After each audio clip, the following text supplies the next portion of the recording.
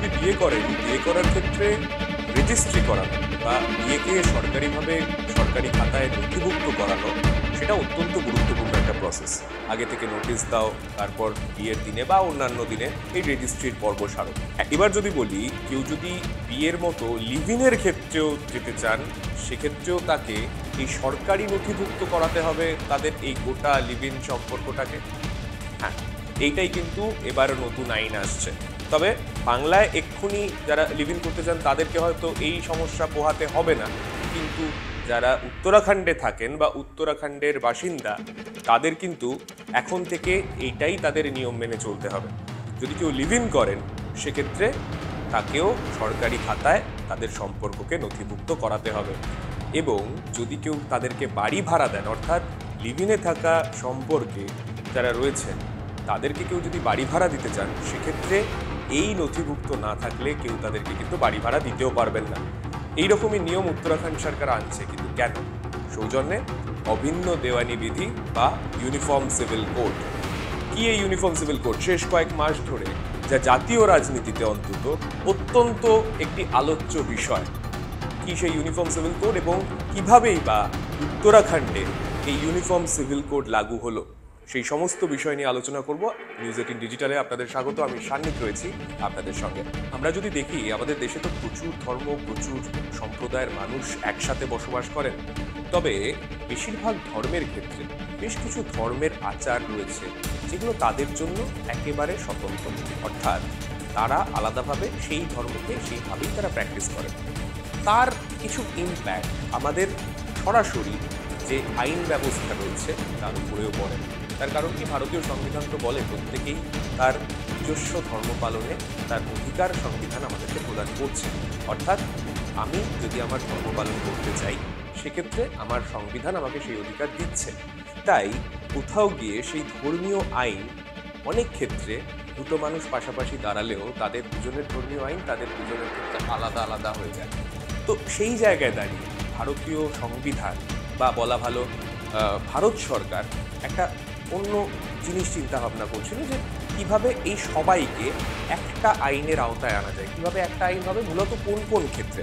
মূলত যেটা বলা হয় যে ভারতীয় যারা বসবাসকারী, যারা ভারতীয় নাগরিক হবে, তাদের বিবাহ বিচ্ছেদ, উত্তরাধিকার, দত্তক, রক্ষণাবেক্ষণ, এই রকম যে দেওয়ানি বিষয়গুলো, অর্থাৎ সিভিল ম্যাটার যেগুলো রয়েছে, এই সিভিল ম্যাটারগুলো নিয়ে তাদের যে আইন থাকবে, সেই আইন প্রত্যেক নাগরিকের ক্ষেত্রে সমান করা হোক। ইউনিফর্ম সিভিল কোড, অভিন্ন দেওয়ানি নীতি, এই বিষয়টা নিয়ে বিস্তর বিভিন্ন মহলে বিভিন্ন বিতর্ক রয়েছে। আদতে সেটা ধর্মনিরপেক্ষতাকে বজায় রেখে কতটা করা সম্ভব, সেই নিয়ে বিভিন্ন রাজনৈতিক দলের বিভিন্ন মত রয়েছে। তবে তার মধ্যেও আজকে যে আপডেট অত্যন্ত গুরুত্বপূর্ণ, অন্তত ভারতে প্রথমবার কোনো রাজ্যে, কোনো ভারতের কোনো অঙ্গরাজ্যে এই ইউনিফর্ম সিভিল কোড লাগু করা হলো। আজকে সোমবার, আজকে দুপুর 12:30টার সময় ইউনিফর্ম সিভিল কোড লাগু হলো উত্তরাখণ্ডে। উত্তরাখণ্ডের মুখ্যমন্ত্রী গত বছরের ডিসেম্বর মাসেই ঘোষণা করেছিলেন যে আগামী বছর, অর্থাৎ 2025, যেটা এখন চলছে, জানুয়ারি মাসের মধ্যেই আমরা চালু করব ইউনিফর্ম সিভিল কোড এ রাজ্যে। সেই মতো করেই তারা চালু করলেন ইউনিফর্ম সিভিল কোড আজ দুপুর 12:30 থেকে। ইউনিফর্ম সিভিল কোডের জন্য নিজস্ব অ্যাপ, নিজস্ব তার কী কী নিয়মকানুন রয়েছে, সেগুলো যাতে নাগরিকদের কাছে আরও সহজভাবে পৌঁছানো সম্ভব হয়, তার ব্যবস্থা সরকারি তরফে করা হয়েছে এবং বেশ কিছু কর্মসূচি সেই মতো নেওয়া হয়েছে।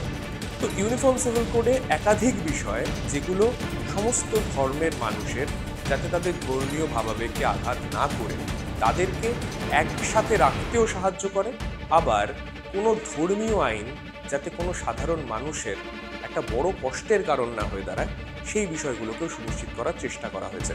তার মধ্যে অবশ্যই অত্যন্ত গুরুত্বপূর্ণ, যেটা নিয়ে অন্তত ইন্ট্রোডাকশনটা দিলাম, যেগুলো অত্যন্ত উল্লেখযোগ্য পরিবর্তন, তার মধ্যে লিভ ইন নিয়েও কিন্তু একটা গুরুত্বপূর্ণ কথা বলা রয়েছে। এতদিন আমরা জানি প্রত্যেকেই যে ভারতীয় সংবিধানের ক্ষেত্রে বিবাহ সম্পর্কিত প্রচুর আইন রয়েছে। আলাদা আলাদা ধর্মের ক্ষেত্রে আইন থাকলেও বিবাহ সংক্রান্ত আইন কিন্তু আমরা প্রত্যেকে জানি যে রয়েছে। সর্বনিম্ন বয়স কত হবে, তারা কীভাবে তা নথিভুক্ত করতে পারবেন, সবই কিন্তু আইনে বলা রয়েছে। এই যে ইউনিফর্ম সিভিল কোড যেটা উত্তরাখণ্ডে চালু করা হলো, সেখানেও কিন্তু একেবারে স্পষ্ট করে বিবাহ বিচ্ছেদ কিভাবে কি হবে সমস্ত কিছুর কিন্তু পুঙ্খানুপুঙ্খ ব্যাখ্যা একেবারে করা রয়েছে। তার মধ্যে অত্যন্ত গুরুত্বপূর্ণ বিবাহ নিয়ে সর্বনিম্ন বয়স কিন্তু এখানেও বলা হয়েছে মেয়েদের ক্ষেত্রে 18 বছর এবং ছেলেদের ক্ষেত্রে সেটা 21 বছর। এবং সবথেকে বড় কথা, এইটা কিন্তু একেবারে যে কোনো ধর্ম মত নির্বিশেষে প্রত্যেকের ক্ষেত্রে এটা সমান হবে, সেটাই কিন্তু বলা হয়েছে এই ইউনিফর্ম সিভিল কোডে। তার মধ্যে অবশ্যই যেটা অত্যন্ত গুরুত্বপূর্ণ, যে আপডেটটা নিয়ে মূলত আলোচনা করছিলাম, যে এই ইউনিফর্ম সিভিল কোড যদি চালু হয়, বেশ কিছু সময়ের সাথে সাথে আমরা আমাদের সমাজ ব্যবস্থা অনেক পাল্টেছে। হয়তো ভারতীয় সংবিধান যে সময় লেখা হয়েছিল সেই সময় সমাজের দিকে তাকালে তখন লিভ ইন রিলেশনশিপ বা এই ধরনের কিছুর অস্তিত্ব হয়তো সেইভাবে ছিল না। তাই সেই সময় যে আইনগুলো লেখা হয়েছে তাতে এর অস্তিত্ব বা এগুলো কোনো কিছুই কিন্তু সেই সময় দেখতে পাওয়া যায়নি। তাই পরবর্তীতে গিয়ে যখন আস্তে আস্তে সমাজ পাল্টেছে, মানুষ পাল্টেছে, আইন আস্তে আস্তে নিজেকেও পরিবর্তন করেছে, পরিমার্জিত করেছে, সেই রকম জায়গায় দাঁড়িয়ে ইউনিফর্ম সিভিল কোডে কিন্তু অত্যন্ত গুরুত্বপূর্ণ বেশ কিছু সিদ্ধান্তের কথা বলা রয়েছে এই লিভ ইন রিলেশনশিপ সম্পর্কে। কী কী বলা রয়েছে মোটামুটি সেটা একটু ছোট্ট করে বলে দিই। হয়তো এতটা গুরুত্বপূর্ণ বিষয়, এতটাই ওয়াইড একটা সাবজেক্ট, সব তো বলা একেবারেই সম্ভব নয়, তাও চেষ্টা করবো একটু ছোট করে যদি বলে দেওয়া সম্ভব হয়। মূলত যেটা বলা হয়েছে যে আইন অনুযায়ী যেভাবে বিয়ের ক্ষেত্রেও নোটিশ দিয়ে সরকারি খাতায় নথিভুক্ত করতে হয় যে কেউ বিয়ে করছেন, অর্থাৎ তারা রেজিস্ট্রি করছেন, ঠিক তেমনভাবেই কারোর লিভ ইনের সম্পর্ক হলেও সেটাকেও সরকারিভাবে নথিভুক্ত করতে হবে। এবং সেই নথিভুক্ত করার ক্ষেত্রেও ন্যূনতম এক মাস আগে তাদেরকে নোটিশ দিতে হবে এবং সেই নোটিশ দিয়ে, আদালতকে নোটিশ দিয়ে তাদেরকে একটু রেজিস্ট্রি করাতে হবে তাদের এই সম্পর্ককে। এবং যদি সেটা কেউ না করেন, যদি সেটা না করে কেউ লিভ ইন সম্পর্কে এগিয়ে যান, তারা কোনোভাবে সরকারি খাতায় সেটা নথিভুক্ত করলেন না, রয়েছেন, সেক্ষেত্রে কিন্তু সাজার কথাও ঘোষণা রয়েছে এই ইউনিফর্ম সিভিল কোডের ক্ষেত্রে। এবং লিভ ইন সম্পর্কে রয়েছেন এই রকম কোনো যুগলকে যদি কেউ বাড়ি ভাড়া দিতে চান, সেক্ষেত্রেও কিন্তু এই সমস্ত কিছু তথ্য তার কাছ থেকে তারা দেখে নেবেন।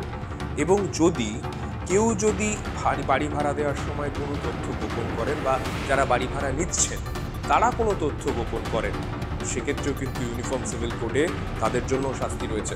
তবে পশ্চিমবঙ্গের ক্ষেত্রে এক্ষুনি না আসলেও উত্তরাখণ্ডের বাসিন্দাদের জন্য হলেও ইউনিফর্ম সিভিল কোড কিন্তু বেশ কিছু এইরকম নতুন নতুন পরিমার্জিত আইনের ভাষা আমাদের ভারতের নাগরিকদের শেখাচ্ছে, যেটা হয়তো পরবর্তীতে অন্যান্য রাজ্যে যখন চালু হবে সেক্ষেত্রেও কিন্তু আমরা দেখতে পেতে চলেছি। এবং লিভ ইনের সরকারি নথিভুক্ত না করালে কি হবে? যদি কেউ না করান তাহলে সর্বোচ্চ 3 মাসের জেল এবং 10,000 টাকা জরিমানা হতে পারে। আর যদি কেউ ভুল তথ্য দেন, যেটা বাড়ি ভাড়ার ক্ষেত্রে বলছিলাম, তো সেক্ষেত্রেও কিন্তু 6 মাসের জেল এবং 25,000 টাকা পর্যন্ত জরিমানা হতে পারে। অর্থাৎ এই ক্ষেত্রেও কিন্তু একটা পুরোপুরি আইন নিয়ে আসা হলো। এবং মাথায় রাখতে হবে ইউনিফর্ম সিভিল কোড মানে এই আইনে কিন্তু কোনো ধর্ম, কোনো জাতি, কোনো সম্প্রদায়, কোনো বিভাজন নেই। প্রত্যেক নাগরিকের জন্য, যারা উত্তরাখণ্ডের যারা বাসিন্দারা রয়েছেন, প্রত্যেক নাগরিকের জন্য কিন্তু এই আইন সমানভাবে কাজ করবে। শুধুমাত্র তাই নয়, বিয়ের ক্ষেত্রেও যা যা নিয়ম রয়েছে, যে বিবাহিত অবস্থায় কেউ দ্বিতীয়বার বিয়ে করতে পারবেন না, যদিও কোনো ধর্মীয় আইনে এইরকম কোনো উল্লেখ থেকেও থাকে, তিনি কিন্তু এখন যারা উত্তরাখণ্ডে থাকেন তারা কিন্তু দ্বিতীয়বার বিয়ে চাইলেও করতে পারবেন না।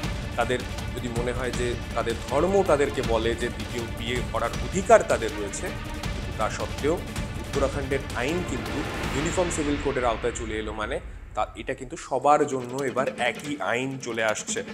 সামাজিক বিয়ের ক্ষেত্রেও একেবারে যেটা বলা একটু আগেও বলছিলাম, পুরুষদের ক্ষেত্রে 21 বছর এবং মহিলাদের ক্ষেত্রে সর্বনিম্ন বয়স হতে হবে 18 বছর।